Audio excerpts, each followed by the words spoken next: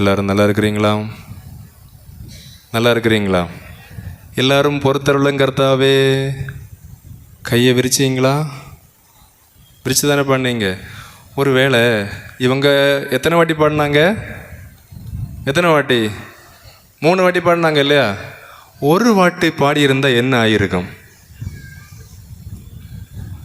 எனக்கு ஒரு டவுட்டு. ஒருவேளை ஒரு வாட்டி மட்டும் பாடி முடிச்சிருந்தா இங்கே நிற்க நிறைய பேருக்குன்னு அட்டாக்கே வந்திருக்கும். அது வீட்டில் போய் ஃபோன் பண்ணி நீங்கள் வழக்கமாக 3 தடவை பாடினேன் இல்லையா, ஏன் ஒரு தடவை பாடினீங்க? இது இங்கே மட்டும் இல்லை. இனி ஒருவேளை பாடாமல் இருந்திருந்தா இங்கேயே ஜோலி முடிஞ்சிருக்கு இன்னைக்கு. இது வழக்கமான ஒரு செயல்பாடு. அப்போ நான் எப்போதும் என்ன சொல்வேன் என்றால், இங்கே விரிப்பதில் அல்ல மேன்மை. இந்த கை எதுக்கு விரிக்கணும்? இது ஈஸி. எங்கே விரிக்கிறது? கோயிலில் விரிக்கிறது ரொம்ப ரொம்ப ரொம்ப ரொம்ப ஈஸி. ஆனால் நமக்கு சுகர் பிபி இருக்கிறதுனால கொஞ்சம் கஷ்டமாக இருக்கும். இப்போ எல்லாம் இடுப்பு சத்ததும் கை அப்படி தானே, அதனால நமக்கு கொஞ்சம் கஷ்டமாக இருக்குமே தவிர மற்றபடி இது ரொம்ப ஈஸி. எது கஷ்டம்? இதுதான் கஷ்டம். எனவே இந்த கை இந்த நாட்களில் இங்கே வந்துன்னா இந்த பொறுத்தருளும் கர்த்தாவேக்கு அர்த்தம் உண்டு. இல்லை என்றால் வழக்கம் போல ஒரு சடங்கு. இல்லை என்றால் அது வழக்கம் போல ஒரு சடங்காக மாறும் என்பதில் எந்த சந்தேகமும் இல்லை. எனவே தான் பாட வேண்டாம் என்று நான் சொல்லவில்லை. பாடுகின்ற பொழுது என்ன அர்த்தத்தில் பாடுகிறோம்? அதுக்கு பொறுத்தருளும்னா என்னது? மன்னித்தருளும் ஏற்றருளும். நான் இருக்கிற நிலையில் என்னை ஏற்றருளும், அதானே பொறுத்து ஏற்றுக்கொள்வது. இப்போ நம்மக்கிட்ட எத்தனை பேர் பார்வையால் கெஞ்சுகிறார்கள், நான் ஒரு தப்பு பண்ணிட்டேன், என்கிட்ட பேசின உனக்கு என்ன பிரச்சனை? எத்தனை பேரில் கேட்டிருக்க மாட்டாங்க ஒரு வேளை. ஆனால் நம்மை பார்ப்பார்கள், ஏங்குவார்கள். எனவே என்னால் பொறுக்க முடியாமல் இருக்கின்ற பொழுது, என்னால் மன்னிக்க முடியாமல் இருக்கின்ற பொழுது, என்னால் ஏற்றுக்கொள்ள முடியாமல் இருக்கின்ற பொழுது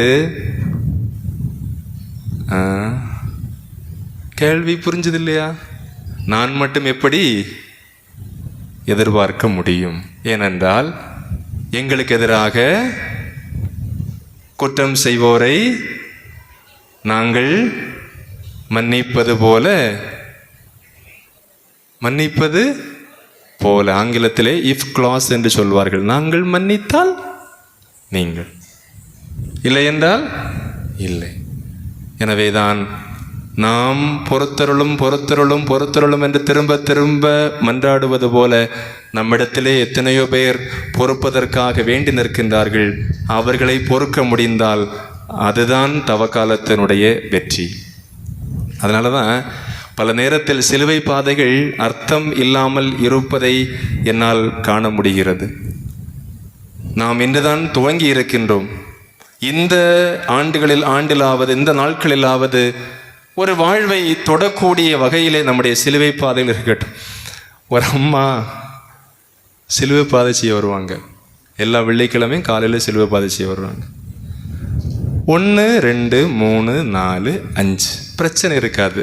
முழங்காலில் போட்டு முழங்கால்லாம் இட்டு நல்ல கும்பிடு போட்டு தரையில் சாஷ்டாங்கமாக விழுந்து தான் எழும்புவாங்க.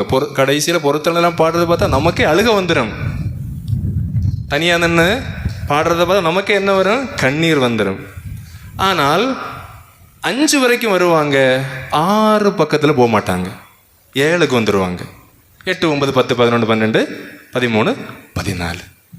இது எல்லா நாளும் நடக்கக்கூடிய சம்பவம். 1 2 3 4 5 7 8 9 10 11 12 13. இப்போ ஃபாதர் கேட்டாங்க, அம்மா நீங்கள் எல்லா சிலுவை பாதைக்கும் பக்தியாக வர்றீங்க, எல்லா வெள்ளிக்கிழமையும் முதல் ஆளாக வந்து எல்லாருக்கும் வந்து நீங்கள் தான் செய்கிறீங்க. ஆமாம் சாமி, எனக்கு சிலுவை பாதை செய்யலைன்னா ஒரு மாதிரி இருக்கும். சிலுவை பாதை செய்தாதான் எனக்கு ஒரு திருப்தி. ஆமா, இந்த 6வது படத்துக்கு பக்கத்தில் மட்டும் ஏன் போக மாட்டேங்கிறீங்க? அதை பற்றி மட்டும் பேசாதீங்க. ஏன்னா அந்த படம் என் மருமவை வாங்கி கொடுத்த படம். அந்த படம் என் மருமவை வாங்கி கொடுத்த படம். அவ வாங்கி கொடுத்த படத்துக்கு முன்னாடி நான் சிலுவை பாதை செய்தா அந்த சிலுவை பாதை பயன் தருமா ஃபாதர்? எப்படி இருக்கு கதை? இது கூட பரவாயில்லை. இன்னொரு அம்மா 1 2 3 4 5 6 7 7 இருந்த நேரம் 14 7 இருந்த நேரம் 14. அப்போது அவங்க வந்து 9 8:30 9 மணிக்கு தான் வருவாங்க. கரெக்டாக 10 மினிட்ல வேலையை முடிச்சு வெளியே போயிடுவாங்க. அப்போ கூப்பிட்டு கேட்டா way of the cross, way of the cross அர்த்தம் என்ன? வே ஆஃப் த கிராஸ் என்ன? சிலுவையினுடைய வழி, அதான் வே ஆஃப் த கிராஸ். அந்த அம்மாவுக்கு கிராஸ் ஸ்ட்ரீட்னா என்னது? குறுக்கு வழி. 1 முதல் 7 7 இருந்து நேரே 14. விசாரிச்சு பார்த்தா இந்த 8:30 மணிக்கு இங்கே இல்லை, 8:30 மணிக்கு இந்த அம்மாக்கள் நிறைய பேர் ரோட்டில் பிள்ளைகளை ஸ்கூலுக்கு கொண்டு விட வருவாங்க. இந்த அம்மா புக்கும் பைபிளும் தூக்கிட்டு வரும். எங்கே வரும் கேட்டால் சிலுவை பாதை. எங்கே? அங்கே இருந்து இங்கே வரைக்கும் சிலுவை பாதை. 10 மினிட்ல வேலையை முடிச்சுட்டு போயிட்டு. ஏன்னா திருப்பி போகும்போது எல்லாரும் பிள்ளைகளை பஸ் ஏற்றி விட்டுட்டு அவங்க வேலைகளுக்கு போயிடுவாங்க. பல நேரத்தில் மற்றவர்களை காட்ட வேண்டும் என்று செய்யக்கூடிய எந்த வழிபாடுனாலும் எந்த அர்த்தமும் இல்லை. எனவே மனதை தொடாத வழிபாடுகள், மனதை தொடாத சிலுவை பாதைகள், மனதை தொடாத இந்த தவக்கால முயற்சிகளால் எந்த பயனும் இல்லை, மறக்கவே கூடாது. அதனால தான் முதல்லே சொல்றேன், 25,000 30,000 50,000 என்று பணம் பிரித்தோ நீங்களாகவே பணத்தை ஒரு ஆள் நபராகவோ போட்டு அனாதைகளுக்கு ஆதரவற்றோருக்கு கொடுக்கிறோம் என்று சொல்லி உங்களுடைய சொந்த வீட்டில் ஒரு நபருக்கு, தாய் தந்தைக்கு, மாமியார் மாமனாருக்கு உணவு கொடுக்க முடியாதவர்கள் நீங்க 1 லட்சம் கொண்டு போனால் அதனால எந்த பயனும் இல்லை. அது சந்தேகமே கிடையாது. நீங்க என்ன நியாயம் சொன்னாலும் சரி. எனவேதான் நம்மோடு இருக்கக்கூடியவர்களுக்கு முதல் உரிமை, அதன் பின்னால் தேவையில் இருப்பவர்களே. அது ஏன் தெரியுமா? நாம் செல்லக்கூடிய அனாதை இல்லங்கள் அல்லது ஆதரவற்றோர் இல்லங்களுக்கு பலர் வருவார்கள். நம்ம அம்மாவை, நம்ம அப்பாவை, நம்ம மாமனார் மாமியார் தேடி யார் வருவா? யார் வருவா? நம்ம தான் போகணும். எனவேதான் அவரவருக்கு செய்ய வேண்டியதை அவரவருக்கு செய்ய வேண்டிய நேரத்தில் செய்வதுதான் மிக மிக உன்னதமான தவம். இப்போ சில இந்த உத்தரியம் அன்னைக்கு போட்டாங்க இல்லையா? அப்போ அவர் ஒரு காமெடி சொன்னார். என்னைக்கு உத்தரியம் போட்ட உடனே சோத்திரம் சிஸ்டர்னு சொல்லக்கூடாது, நான் உன் மனைவி நான் உன் கணவன். அதனால் 40 நாளும் சில பெண்கள் இருக்கிறாங்க. 40 நாளும் அதல்ல, கடவுள் அதை விரும்ப நாம திணிக்கிறோம், நாம நம்மை வருத்திக்கின்றோம். எனவே தான் நல்ல மனைவியாக நல்ல கணவனாக இருப்பதை விட சிறந்த தவம் வேறு ஒன்றும் இல்லை. நான் சொல்றது சரின்னு தோணுதா? தோணாட்டெல்லாம் தான் சரி. எனவே அவரவருக்குரிய மதிப்பை அவரவருக்குரிய அந்த மேன்மையோடு நடத்துவதில் தான் இருக்கிறது உண்மையான தவம். வீட்டிற்கு போய் எசேக்கியேல் 18ஆம் அதிகாரம் 1 முதல் 32 வரை உள்ள இறை வார்த்தைகளை கண்டிப்பாக வாசித்து அதன் பின்னால் தூங்குங்கள். அதிலே ஒவ்வொருவருடைய பொறுப்பு என்ற தலைப்பிலே இந்த வசனமும் அதிகாரமும் தரப்பட்டிருக்கிறது. ஒவ்வொருவருடைய பொறுப்பு. எசேக்கியேல் 18 1 முதல் 32. இப்போ இன்றைக்கு ஆணவம் அழித்து எளிமையை ஆடையாக அணிவோம். இந்த முதல் வாரத்தில், ஏனென்றால் நாம் வாசிக்கக்கூடிய, நாம் ஜெபிக்கக்கூடிய அந்த முன்னுரை, ஆண்டவர் உங்களோடு இருப்பாராக என்று சொல்லக்கூடிய அந்த முன்னுரையிலே சாம்பல் புதன் என்ற தவக்காலத்தினுடைய முதல் முன்னுரை இவ்வாறாக வருகிறது: ஆணவத்தை அழிக்கவும் ஏழைகளுக்கு உணவளிக்கவும். இப்போ தவக்காலத்தினுடைய மிக முக்கியமான 2 செயல்பாடு என்பது ஆணவத்தை அழிப்பது, தேவையில் இருப்பவருக்கு உதவி செய்வது. அந்த வகையில் இந்த முதல் வாரம் நாம் ஆணவத்தை அழித்து எளிமையை ஆடையாக அணிவோம் என்கின்ற சிந்தனையிலே நாம் சிந்திப்போம். ஒரு திருமணம் நடைபெறுகிறது, 2 பேருமே நல்ல வசதி வாய்ப்புள்ள குடும்பம். நான் சொல்றது போல புரிஞ்சுக்கணும். நீங்களா ஏதாவது புரிஞ்சுக்கிட்டு என் மேலே பாய்ஞ்சிடப்படாது. நான் முதலே ஜாமீன் வாங்குறேன். என்ன கதை சொன்னாலும் நான் சொல்கிற அர்த்தத்தில் தான் நீங்கள் புரிஞ்சுக்கணும். மாற்றி புரிஞ்சுக்கிட்டா கம்பெனி பொறுப்பாகாது.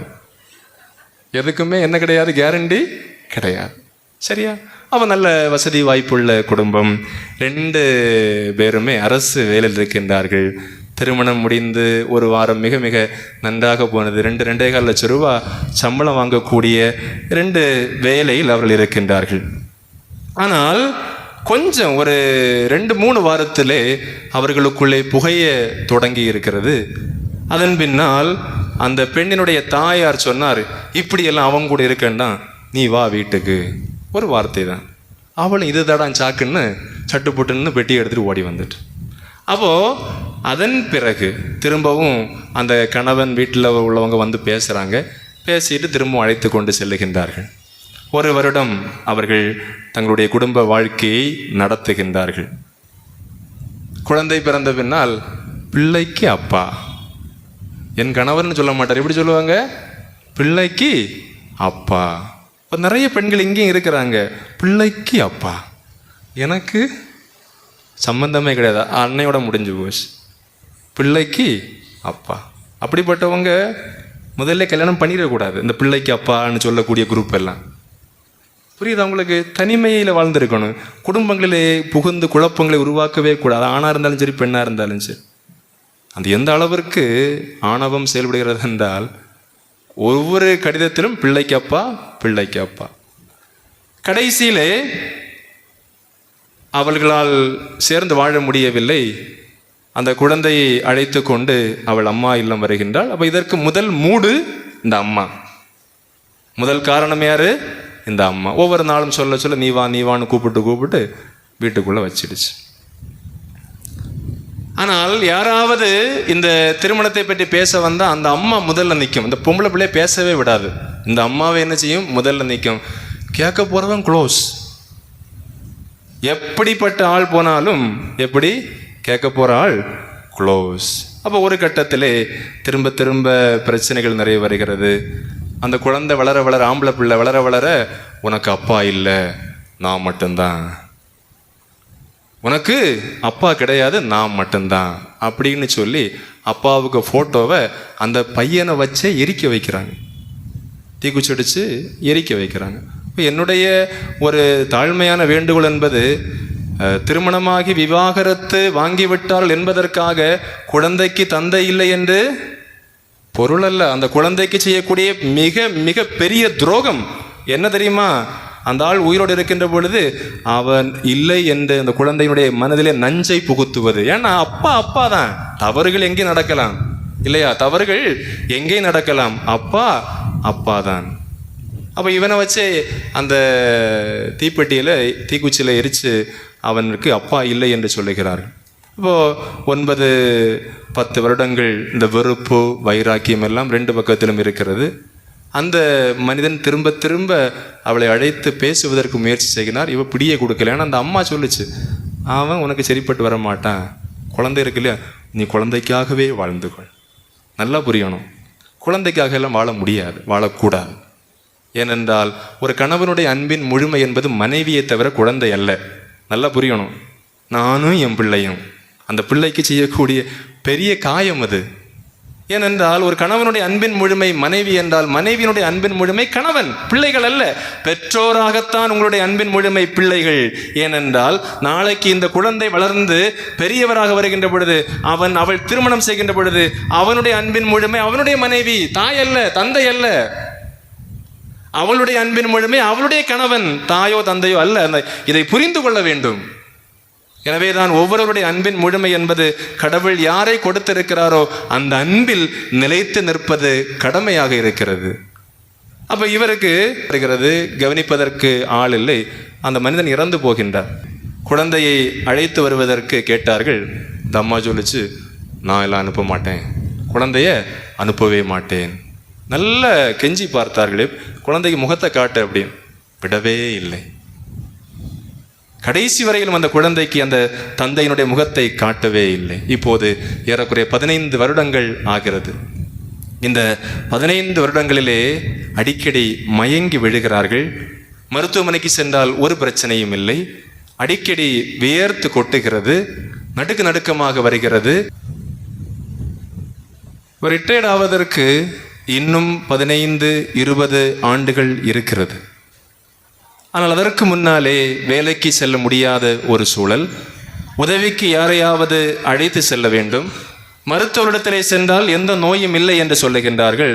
ஆனால் இந்த பெண்ணிற்கு எந்த நிலையிலும் நிமிர்ந்து நிற்க முடியாத ஒரு சூழல். நடுநடுக்கமும் விழுந்து போகக்கூடிய ஒரு நிலையில் இருக்கின்றார். தொடக்கத்திலே யாராவது உதவிக்கு கூப்பிட்டால் வருவார்கள். வந்து கொஞ்சம் காசு கொடுத்தால் அந்த காசுக்கு ஏற்ப அவர்கள் உதவி செய்து கொண்டு போவார்கள்.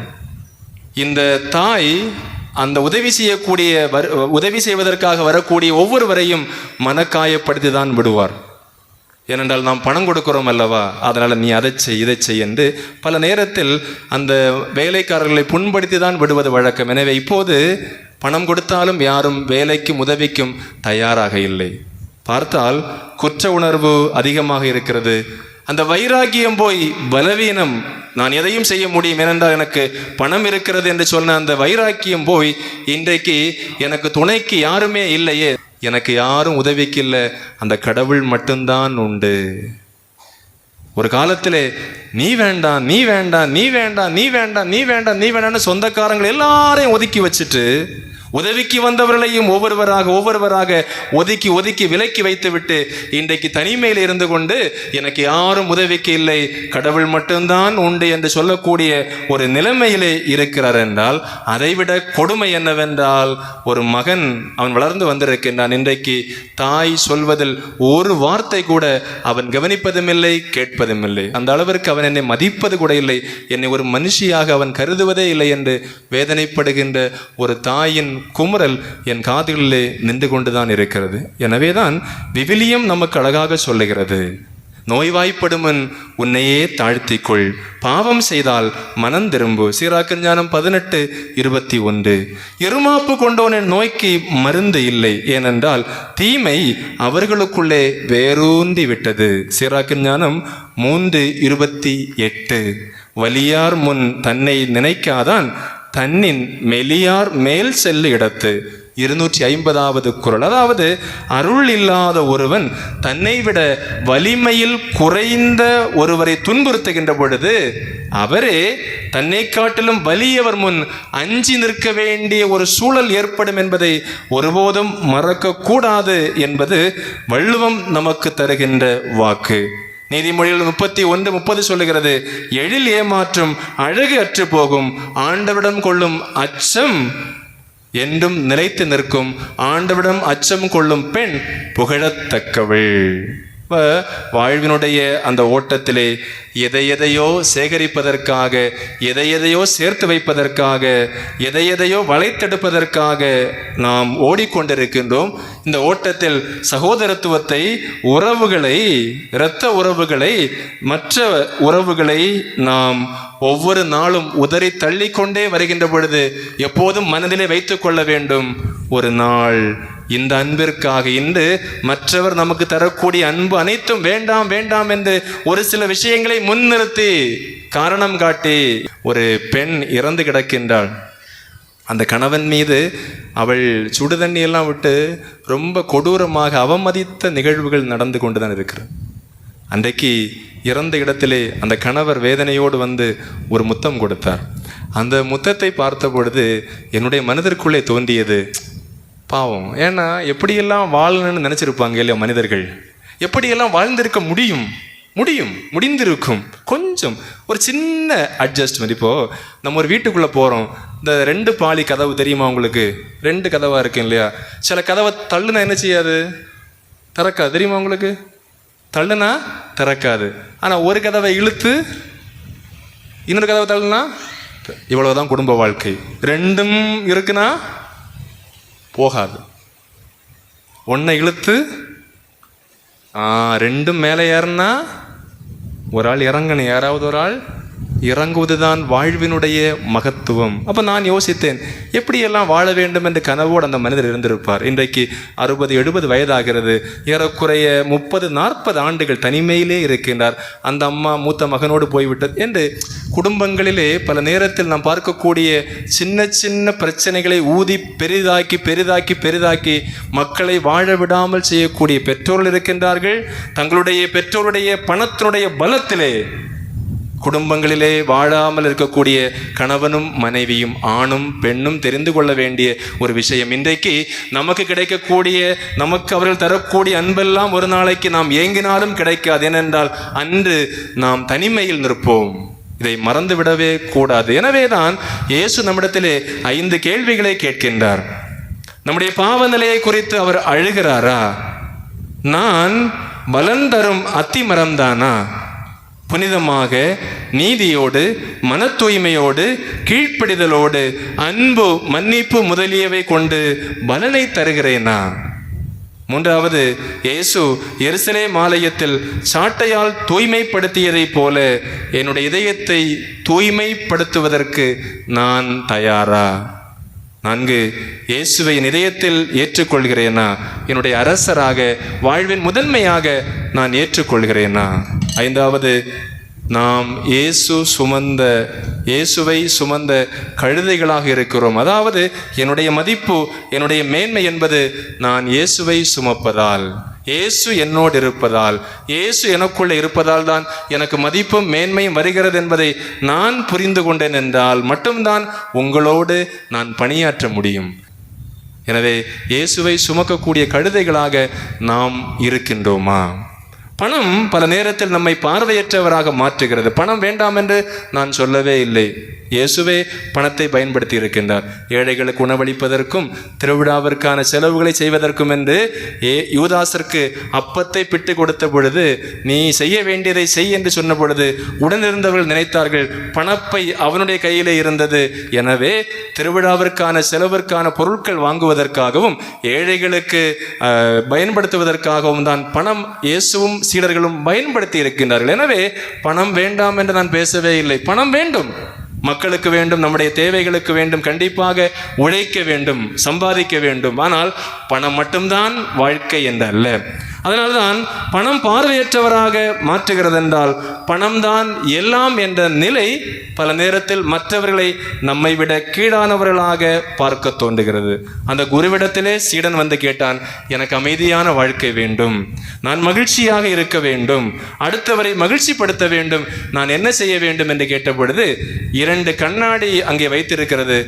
அந்த குரு சொன்னார், முதல்ல போய் அந்த கண்ணாடியை பாரு. அந்த கண்ணாடியை பார்க்கிறார். அந்த கண்ணாடியினுடைய பின்புறத்திலே ஒரு சாலை தெரிகிறது, வாகனங்கள் அங்கும் இங்கும் போய்கொண்டிருக்கிறது, அழகிய பூந்தோட்டம் தெரிகிறது, அதே போல மனிதர்கள் நடமாடிக்கொண்டே இருக்கின்றார்கள். உனக்கு என்ன தெரிகிறது என்று கேட்டபொழுது அவன் அந்த பக்கத்தில் தெரிந்த எல்லாவற்றையும் சொன்னான். 2வது கண்ணாடியை பார் என்று சொன்ன பொழுது அவன் பார்க்கிறான், அவன் தன் முகத்தை தவிர வேறு எதையும் அதில் பார்க்க முடியவில்லை. அவர் சொன்னார், இந்த கண்ணாடிக்கு 2 பக்கமும் இருக்கிறது. இந்த கண்ணாடியிலே ஒரு பக்கம் கெமிக்கல் பூச்சு செய்யப்பட்டிருக்கிறது. எனவே இது முகம் பார்க்கக்கூடிய கண்ணாடி யாருடைய முகத்தை மட்டும்தான் காட்டும்? நம்முடைய முகத்தை மட்டும்தான் காட்டும். பல நேரத்தில் நமக்கு முன்னால் இருக்கக்கூடிய கண்ணாடிகளிலே பணம் என்கின்ற கெமிக்கலை வைத்து நாம் பூசிக்கொண்டிருக்கிறோம். நம்முடைய முகம் மட்டும் தெரிஞ்சா போதும், நம்ம குடும்ப முகம் மட்டும் தெரிஞ்சா போதும், வேற யாரும் தெரிய வேண்டாம். எனவே அதல்ல, அது தவறு. நம்முடைய வாழ்வு பணம் இல்லாமல் இருந்த பொழுது, வறுமையோடு இருந்த பொழுது, மற்றவருடைய உதவிக்காக நாம் ஏங்கி நின்ற பொழுது மிக மிக தாழ்மையாக தான் இருந்திருக்கிறோம்.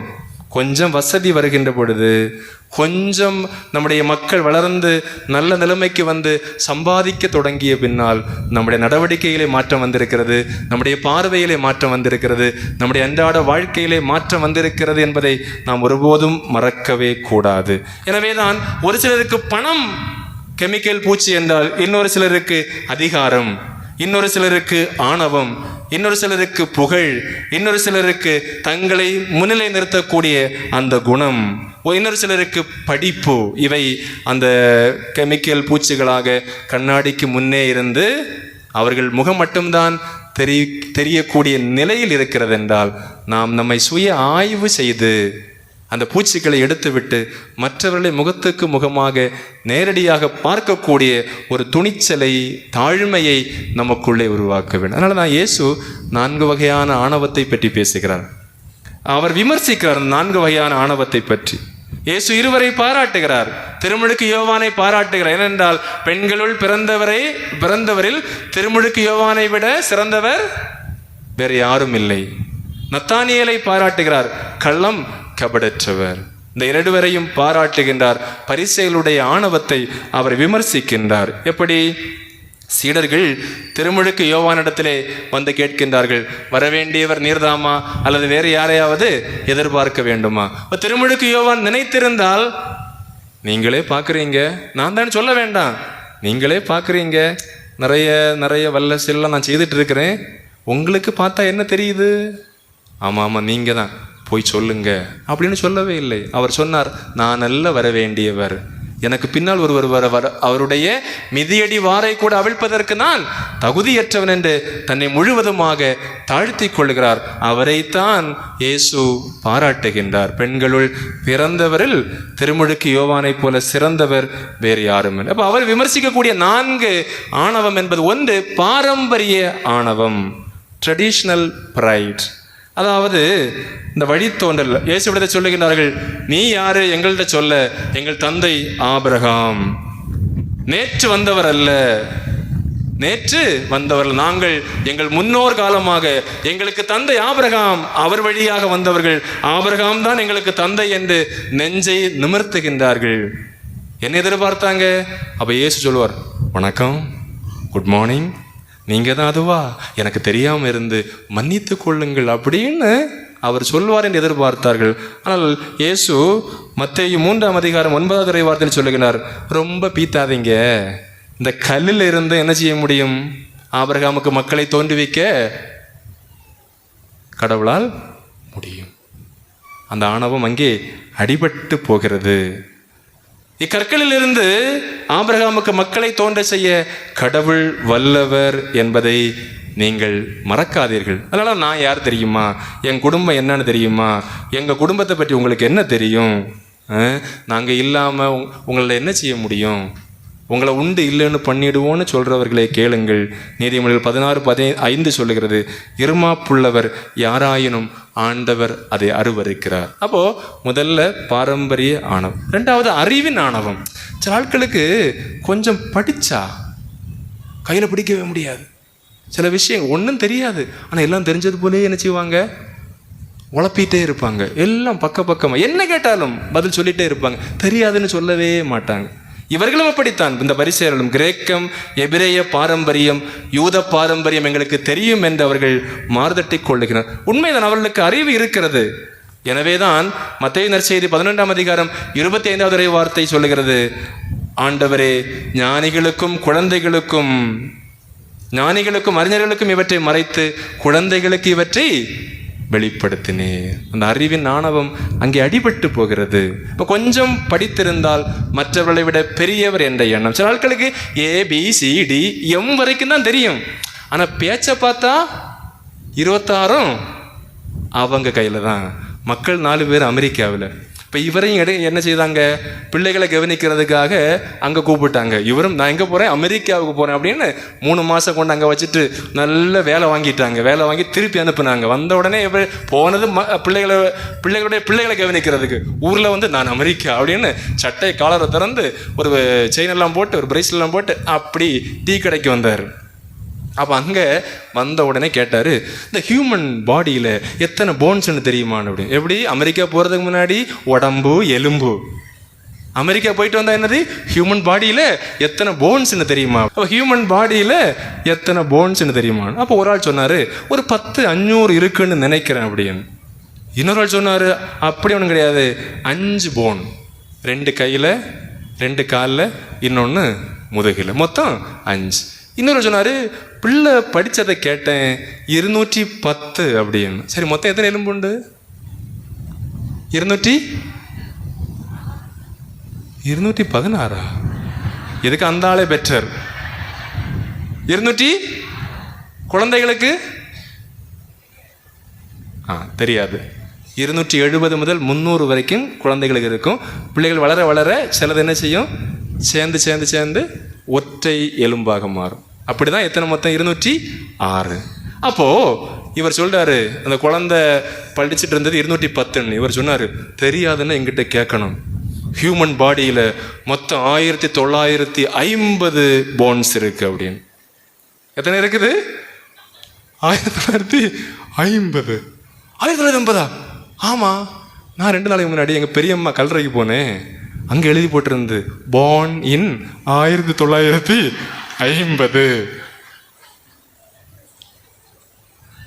அர்த்தம் புரியுதா? ஒரு மண்ணும் தெரியாது, ஆனா பேசுறது அம்பளம் எல்லாம் அவர் கையிலே. எனவே அன்புமிக்க சகோதர சகோதரிகளே, படிப்பின் அறிவின் ஆணவம் அல்ல, தாழ்மையோடு எல்லாவற்றையும் நாம் கண்காணிக்க கூடியவர்களாகத்தான் இருந்தால் மற்றவர் முன்னால் மதிக்கப்படுவோம். இப்போ நீங்களே சிரிச்சிங்க இல்லையா? 1900 நிறைய பேர் அப்படிதான் இருக்கிறோம். 206 தெரியாது, 210 தெரியாது, எல்லாம் தெரிஞ்சது மாதிரி மொத்த சில ஆட்கள் கதை கேட்டால் தெரியும். அவங்கள பற்றி எல்லாம் A to Z வரைக்கும் கையிலேயே வச்சுட்டு இருக்கிறாங்க. ஆனால் சொந்த வீட்டில் அடுப்பில் கோழி கிண்டம், பக்கத்து வீட்டில் எல்லா வீட்லேயும் போய் என்ன செய்வாங்க, எத்தி எத்தி எத்தி எத்தி கதை கேட்டுட்டு அப்படியே பரப்பி நடப்பாங்க. சொந்த வீட்டில் அடுப்பில் கோழி கிண்டும். அதல்ல, நம்முடைய குடும்பங்களிலும் சரி, நம்முடைய தனிப்பட்ட வாழ்விலும் சரி, நாம் கற்றுக்கொண்டோம் என்றால் அதற்கு ஏற்ப நம்மை நிலைநிறுத்தி கொள்ள வேண்டும்.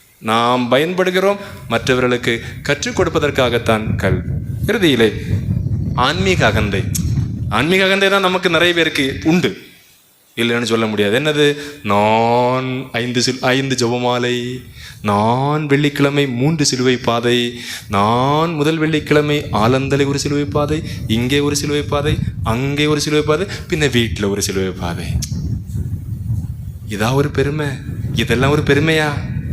ஆனால் உள்ளுக்குள்ள அண்ணங்கிட்ட பேச மாட்டேன், தங்கச்சிக்கிட்ட, என் சொந்த மனைவி கிட்டே பேச மாட்டேன், சொந்த கணவன்கிட்டயே பேச மாட்டேன். அப்படிப்பட்ட நிலையில் இருப்பவர்களே நாம் நம்முடைய ஆன்மீக அகந்தை பற்றி சற்று ஆராய வேண்டும். ஏனென்றால், ஆண்டவரே உமது பெயரால் நாங்கள் பேய் ஓட்டவில்லையா, உம்முடைய பெயரால் நாங்கள் நற்செய்தி அறிவிக்கவில்லையா என்று வந்து சொன்ன பொழுது ஆண்டவர் ஒரே வார்த்தையில் சொன்னார். என்ன சொன்னார்? ஒற்ற வார்த்தை. என்னது? உங்களை எனக்கு, அவ்வளவு, உங்களை எனக்கு தெரியவே தெரியாது. இந்த வார்த்தை கேட்பதற்கு நிறைய நேரம் ஆகாது, நம்மிடத்திலும் இந்த வார்த்தை சொல்லப்படலாம். எனவே இதை மனதிலே வைத்துக் கொள்வோம். நம்முடைய ஆன்மீகம் என்பது நாம் காட்டிக்கொள்வதற்காக அல்ல, நம்முடைய இதயத்தில். அதனால தற்பெருமை களைந்து, புறங்கூறுதலை விடுத்து, ஆன்மீகத்திலே வாழக்கூடிய ஒருவர் மற்றவரை பற்றி அக்கறையோடு இருப்பாரே தவிர அவருடைய பெயரையோ அவருடைய வாழ்வை விமர்சிக்க மாட்டார், அவருடைய பெயரை கெடுக்கவே மாட்டார் என்பதில் நாம் கவனமாக இருக்க வேண்டும். அதனால் எத்தனை திருப்பலிகள் நாம் பார்த்தாலும், எத்தனை திருப்பலியிலே பங்கெடுத்தாலும், எத்தனை ஜெபமாலை ஜெபித்தாலும் நாம் செய்யக்கூடியது, நாம் சொல்லக்கூடியதும் உள்ளுக்குள்ளே செல்லவில்லை என்றால் அது வெறும் ஆணவமாக மட்டும்தான் இருக்கும். இறுதியாக அதிகாரத்தினுடைய ஆணவம். அதிகாரத்தினுடைய ஆணவம் என்பது பேதுருவை பார்த்து சொல்கிறார், நீ கட்டுவதனைத்தும் மேலையும் கட்டப்படும், நீ அவிழ்ப்பதனைத்தும் மேலே அவிழ்ப்ப. உன் பெயர் பேதுரு கொஞ்சம் அப்படி எல்லாம் இன்னும் நம்ம தான் அப்படி. ஆனால் இயேசு திருத்துகிறார். எப்படி திருத்துகிறார்? நீ இளைஞனாக இருந்த பொழுது நீயே இடையை கட்டி கொண்டு உனக்கு விருப்பமான இடத்தில் நடமாடி வந்தாய். உனக்கு முதிர்ந்த வயது ஆகும்போது நீ கைகளை விரித்து கொடுப்பாய், வேறொருவர் உன்னை கட்டி உனக்கு விருப்பமில்லாத இடத்தில் கூட்டி செல்வார். இதுதான் திருத்தல். எனவே நாம் அல்ல, நம்முடைய வாழ்வில் நாம் பார்க்கக்கூடிய பார்வை எளிமையானதாக, நாம் பேசக்கூடிய வார்த்தை எளிய வார்த்தைகளாக, நம்முடைய செயல்பாடுகள் அன்றாடம் மற்றவருக்கு வாழ்வை கொடுக்கக்கூடிய விஷயமாக இருக்கின்ற பொழுது கடவுள் நம்மிலே மகிழ்ச்சி அடைவார். அப்படி என்றால் நாம் பாடக்கூடிய பொறுத்தருளும் கர்த்தாவே என்று கைகளை விரிக்கின்ற பொழுது, அது பாடி முடிந்து வெளியே செல்லுகின்ற பொழுது நம்முடைய அன்பிற்குரியவர்களை பார்த்தால் கை தானாக வரும். ஆமென்.